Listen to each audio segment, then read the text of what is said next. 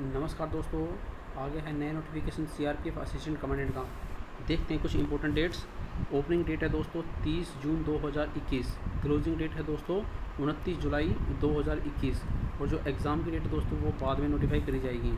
नीचे वाले पैराग्राफ के अंदर बताया गया है दोस्तों, जो रिक्रूटमेंट प्रोसेस होगी उसके अंदर फिजिकल स्टैंडर्ड टेस्ट पीएसटी होगा, फिजिकल एफिशिएंसी टेस्ट यानी पीईटी होगा, रिटन एग्जामिनेशन होगा, डॉक्यूमेंटेशन होगा, उसके बाद डिटेल मेडिकल एग्जामिनेशन होगा और उसके बाद इंटरव्यू होगा।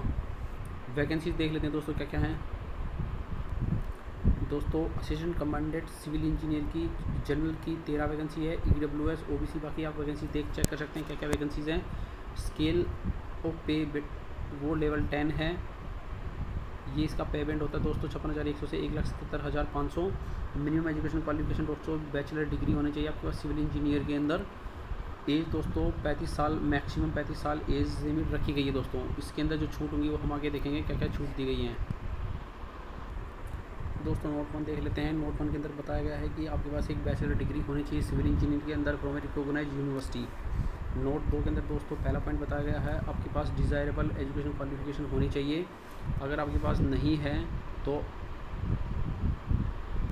तो आप इस एग्ज़ाम के लिए एलिजिबल नहीं होंगे। बी पॉइंट के अंदर बताया गया दोस्तों आप इंडियन टेरिटरी के अंदर कहीं भी आपकी पोस्टिंग हो सकती है। सी पॉइंट के अंदर बताया गया दोस्तों जो भी नई रिक्रूटमेंट हो रही है 1/1/2004 के बाद वो सभी एनपीएस के अंदर जा रही हैं। दोस्तों 1/1/2004 से पहले ओपीएस था, ओल्ड पेंशन स्कीम। जब आप रिटायरमेंट होते थे तो आपको ओल्ड पेंशन स्कीम के तहत रिटायरमेंट बेनिफिट मिलते थे, लेकिन अब 1/1/2004 के बाद जो भी गवर्नमेंट डिपार्टमेंट के अंदर ज्वाइनिंग हो रही है वो एनपीएस के अंदर कवर होते हैं। वो जो जब रिटायरमेंट होंगे तो उनको वो सभी के सभी एनपीएस के अंदर कवर होंगे। आप अगर चाहते हैं एनपीएस के बारे में और जानना तो इसके लिए मैं अलग से डिटेल वीडियो बना दूंगा, आप कमेंट करके बता सकते हैं। डी नंबर पॉइंट के अंदर बताया गया है कि जो 10% वैकेंसीज हैं वो एक्स सर्विसमैन के लिए रिज़र्व हैं। पॉइंट ई के अंदर बताया गया है दोस्तों अगर वैकेंसीज खाली रह जाती हैं, एक्स सर्विसमैन की वैकेंसीज अगर खाली रह जाती है due to non availability of eligible और क्वालिफाइड कैंडिडेट्स, अगर एलिजिबल क्वालिफाइड कैंडिडेट्स नहीं मिलते हैं एक्स सर्विसमैन के लिए तो वो कहाँ से भरी जाएगी, वो एक्स सर्विसमैन के अलावा जो कैंडिडेट्स बच गए उनसे वो भरी जाएंगी वैकेंसीज़। नोट 3 दिया है दोस्तों, ये इतना कुछ रेलेवेंट नहीं है, बस ये बताया गया है कि जो आपको ऊपर पे लेवल 10 दिया गया था उसके साथ में आपको जो अदर एमेंडमेंट्स मिलते हैं यानी कि DA, HRA, ration money, dress allowance, transport allowance, जो भी टाइम टू टाइम जो CRPF time to time allow करती है, जो देती है, एडमिसिबल होते हैं, वो आपको अलाउंसेस भी मिलेंगे। नेशनलिटी दोस्तों इंडियन नेशनल होना चाहिए। जेंडर मेल और फीमेल दोनों अप्लाई कर सकते हैं दोस्तों। एज लिमिट दोस्तों मैक्सिमम 35 साल होनी चाहिए दोस्तों। एज जो डिटरमाइन होगी वो क्लोजिंग डेट से डिटरमाइन करी जाएगी। जो डेट ऑफ बर्थ का जो प्रूफ माना जाएगा वो दोस्तों मैट्रिकुलेशन यानी सेकेंडरी स्कूल एग्जामिनेशन की सर्टिफिकेट होगी, वो ही वैलिड माना जाएगा। दोस्तों नंबर 2 पॉइंट बताया गया अपर एज लिमिट में जो रिलैक्सेशन दिए हुए हैं वो देख लेते हैं। पहले बताया गया मैक्सिमम 5 साल का दिया जाएगा, एससी और एसटी के लिए दिया जाएगा। मैक्सिमम 3 साल का बी पॉइंट में बताया गया मैक्सिमम 3 साल का दिया जाएगा ओबीसी कैटेगरी के लिए। और जो सिविलियन सेंट्रल गवर्नमेंट एम्प्लॉई हैं उनको मैक्सिमम 5 ईयर का छूट दी जाएगी अपर एज लिमिट के अंदर। दोस्तों 4 नंबर पॉइंट के अंदर बताया गया है आपको अगर रिजर्व कैटेगरी के अंदर क्लेम करते हैं तो आपको एक अपनी रिक्विजिट जो सर्टिफिकेट है वो सबमिट करनी बहुत ज़रूरी है। अगर आप वो सबमिट नहीं करते हैं तो आपको अनरिजर्व कैटेगरी के अंदर माना जाएगा। दोस्तों फिजिकल और मेडिकल स्टैंडर्ड देख लेते हैं। हाइट मैन की 165 सेंटीमीटर है, वुमेन की 157 सेंटीमीटर है यानी 157 सेंटीमीटर। चेस्ट है दोस्तों वो मैन की केस में 81 सेंटीमीटर है, अनएक्सपेंडेड है, बिना फुलाए 81 सेंटीमीटर होनी चाहिए। उसके बाद फुलाने के बाद 86 सेंटीमीटर यानी कम से कम 5 सेंटीमीटर का फुलाव चाहिए। वुमेन के केस में अप्लीकेबल नहीं है। वेट जो दोस्तों वो हाइट के अकॉर्डिंग होना चाहिए, लेकिन 50 किलो से कम नहीं होना चाहिए मैन के केस में। वुमेन के केस में हाइट के अकॉर्डिंग वेट होना चाहिए। दोस्तों आई साइट की बात कर लेते हैं। आई साइट में सिर्फ ये बताया गया है कि आई साइट आपकी एक करेक्ट आई होनी चाहिए, यानी कि आई साइट आपकी बढ़िया होनी चाहिए।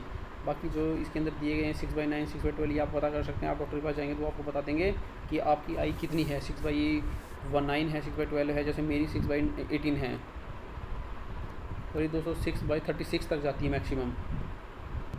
दोस्तों एग्जामिनेशन सेंटर दिए गए हैं, यहाँ पे आपके एग्जामिनेशन कंडक्ट करवाए जाएंगे। नोएडा, सोनीपत, अजमेर, प्रयागराज, भुवनेश्वर, दुर्गापुर, गुवाहाटी, पुणे, अवाडी और बेंगलुरु। दोस्तों एग्जामिनेशन फ़ीस की बात कर लेते हैं।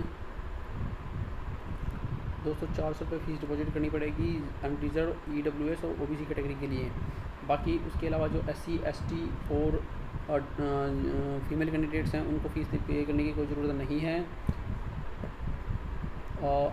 फ़ीस जो सेंड करनी है, भेजनी, वो इंडियन पोस्ट ऑर्डर और बैंक ड्राफ्ट के थ्रू ही दी जाएगी, पे की जाएगी, और वो भी 30/6/2021 के बाद का इंडियन पोस्ट ऑर्डर या बैंक ड्राफ्ट होना चाहिए।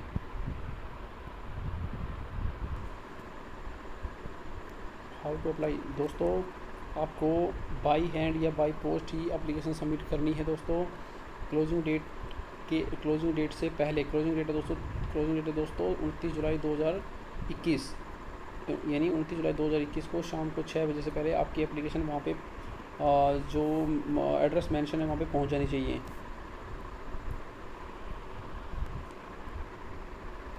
दोस्तों एड्रेस बताया गया है, किस एड्रेस पे आपको अपना फॉर्म सबमिट करना है। वो DIG group centre, CRPF, Rampur district, Rampur, UP। ये पिन नंबर दिया हुआ है, इस एड्रेस पे करना है। दोस्तों जो एनवलप आप बनाएंगे उसके ऊपर आपको लिखना पड़ेगा central reserve police force assistant commandant engineer civil exam 2021, ये आपको लिखना पड़ेगा उसके ऊपर। और दोस्तों इसमें बताया गया है आपको जब एप्लीकेशन आप भेजेंगे तो उसमें आपको फ़ोटोकॉपीज़ भेजनी है रिलेवेंट डॉक्यूमेंट्स की, 2 पासपोर्ट साइज़ फ़ोटो भेजनी है। उसके बाद 2 एनवलप भी भेजने हैं साथ में, जिनके ऊपर आपका एड्रेस लिखा होगा। दोस्तों लास्ट डेट की बात करी गई, हम पहले बात कर चुके हैं, 29 जुलाई 2021 लास्ट डेट है। जो एड्रेस है वो कहाँ पे भेजना है वो हमने पहले बताया, DIG group centre, CRPF, Rampur district, Rampur, UP। ये पिन नंबर दिया हुआ है, इस एड्रेस पे आपको भेजनी है। 29 जुलाई 2021 से पहले भेजनी है और शाम को 6 बजे से पहले वहाँ पे पहुँच जानी चाहिए। दोस्तों सिलेक्शन प्रोसेस देख लेते हैं क्या क्या है, और सिलेबस देख लेते हैं एग्जामिनेशन का क्या क्या होगा। स्टेज वाइज रिक्रूटमेंट प्रोग्राम देख लेते हैं। सबसे पहले होगा स्टेज 1 में फिजिकल स्टैंडर्ड टेस्ट या फिजिकल एफिशिएंसी टेस्ट। उसके बाद रिटन एग्जामिनेशन होगा दोस्तों, उसके बाद डॉक्यूमेंटेशन होगी दोस्तों, उसके बाद रिव्यू मेडिकल एग्जामिनेशन, उसके बाद इंटरव्यू होगा दोस्तों फिजिकल स्क्रीनिंग टेस्ट PST के दौरान क्या क्या चेक होगा। तो फिजिकल स्क्रीनिंग टेस्ट के दौरान दोस्तों आपका कुछ डॉक्यूमेंट्स चेक होंगे, जैसे कि कास्ट कैटेगरी सर्टिफिकेट चेक होगी, education certificate, age, date of birth, discharge certificate in case of ex serviceman, NOC in case of person serving government department के अंदर सर्विस, उनको NOC लेनी पड़ती है डिपार्टमेंट से कि हम दूसरे एग्ज़ाम के लिए अप्लाई कर रहे हैं, वो चेक होगी। और इनकम और एसेट सर्टिफिकेट फॉर EWS, जो इकोनॉमिक वीकर सेक्शन कैंडिडेट हैं उनकी इनकम और एसेट की सर्टिफिकेट चेक होगी। उसके बाद दोस्तों फिजिकल एफिशिएंसी टेस्ट यानी कि PET के लिए क्या क्या अलाउड है वो देख लेते हैं दोस्तों मेल के केस में 100 मीटर की रेस 16 सेकंड में कंप्लीट करनी होगी, वही फीमेल के केस में 18 सेकंड में कंप्लीट करनी होगी। 800 मीटर की रेस मेल के केस में 3 मिनट 45 सेकंड, वही फीमेल के केस में 4 मिनट 45 सेकंड है। लॉन्ग जंप दोस्तों मेल के केस में 3.5 मीटर का 3 चांसेस में क्लियर करना होगा, वहीं फीमेल के केस में 3 मीटर का लॉन्ग जंप 3 चांसेस में क्लियर करना होगा। शॉर्ट पुट्स की बात कर लेते हैं। मेल के केस में 4.5 मीटर का 3 चांसेस में क्लियर करना होगा, वहीं फीमेल के केस में ये एप्लीकेबल नहीं है दोस्तों स्टेज 2 की बात कर लेते हैं। जो कैंडिडेट PST एंड PET को क्वालिफाई करेंगे उनको एडमिट कार्ड इशू किया जाएगा रिटर्न एग्जामिनेशन के लिए। अब रिटर्न एग्जामिनेशन के अंदर 2 पेपर होंगे दोस्तों, पेपर 1 है और पेपर 2 है। पहले पेपर 1 की बात कर लेते हैं दोस्तों। पेपर 1 में मल्टीपल चॉइस क्वेश्चन होंगे, ओमर बेस्ड होंगे, 2 घंटे का एग्ज़ाम होगा, 200 मार्क्स के क्वेश्चन होंगे, 200 मार्क्स का टोटल क्वेश्चन पेपर होगा। 2 मार्क्स एक क्वेश्चन के 2 मार्क्स का होगा।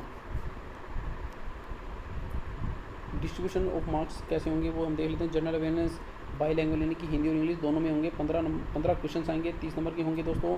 रीजनिंग 10 क्वेश्चन 20 नंबर के, न्यूमेरिक एप्टीट्यूड 10 क्वेश्चन 20 नंबर के, जनरल इंग्लिश 15 क्वेश्चन 30 नंबर के, इंजीनियरिंग एप्टीट्यूड 50 क्वेश्चन 100 नंबर के, यानी कि जितने नंबर ऑफ क्वेश्चन हैं वो हर एक क्वेश्चन 2 नंबर का होगा, तो इसलिए मार्क्स डबल हैं। टोटल 120 मिनट्स का एग्ज़ाम होगा दोस्तों। नेगेटिव मार्किंग भी होगी दोस्तों इसमें।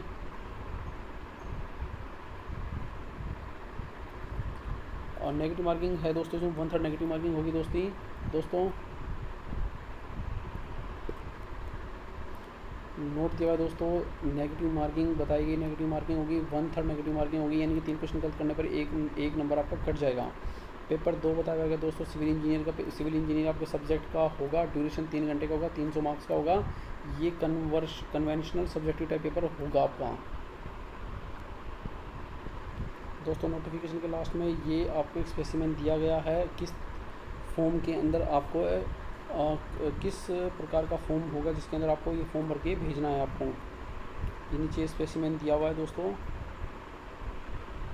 जब आप नोटिफिकेशन डाउनलोड करेंगे तो उसमें आपको ये स्पेसिमेन मिल जाएगा, ये देख सकते हैं आप दोस्तों।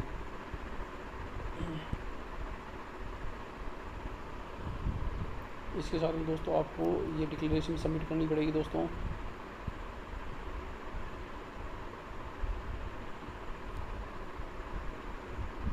दोस्तों ये सर्टिफिकेट दिए, अगर आप शेड्यूल्ड कास्ट या शेड्यूल्ड ट्राइब के अंदर आते हैं तो आपको ये वाली सर्टिफिकेट प्रोड्यूस करनी पड़ेगी।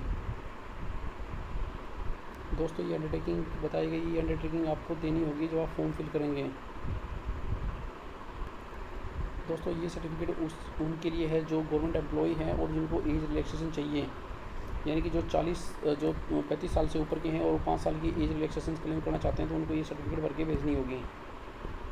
ये वाली एप्लीकेशन भी दोस्तों गवर्नमेंट एम्प्लॉय के लिए है, उनको एनओसी लेनी पड़ती है अपने डिपार्टमेंट से कि वो दूसरे गवर्नमेंट डिपार्टमेंट के लिए अप्लाई कर रहे हैं, तो वो उनको अपने पेरे डिपार्टमेंट से एक एनओसी लेनी पड़ती है। उसका फॉर्मेट दिया गया है दोस्तों, ये भी आपको सबमिट करनी होगी अगर आप गवर्नमेंट एम्प्लॉय हैं तो।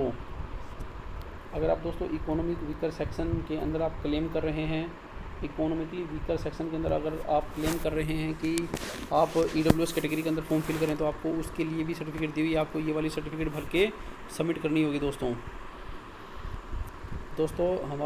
हमने लगभग नोटिफिकेशन के मेन इंपॉर्टेंट पॉइंट्स लगभग सभी कवर कर लिए हैं दोस्तों। अगर मैं सभी पॉइंट्स एक बारीकी से कवर करता तो ये वीडियो बहुत ज़्यादा लंबी बन जाती। अगर फिर भी आपको लगता है कि कोई ऐसा पॉइंट था जो इम्पोर्टेंट था तो आप कमेंट में पूछ सकते हैं कि ये वाला पॉइंट दोबारा से कवर कर दीजिए, तो मैं आपका ज़रूर रिप्लाई करूँगा। Thanks for watching this video. Thank you. Please like कर दीजिए, शेयर कर दीजिए, सब्सक्राइब कर दीजिए चैनल को। Thank you.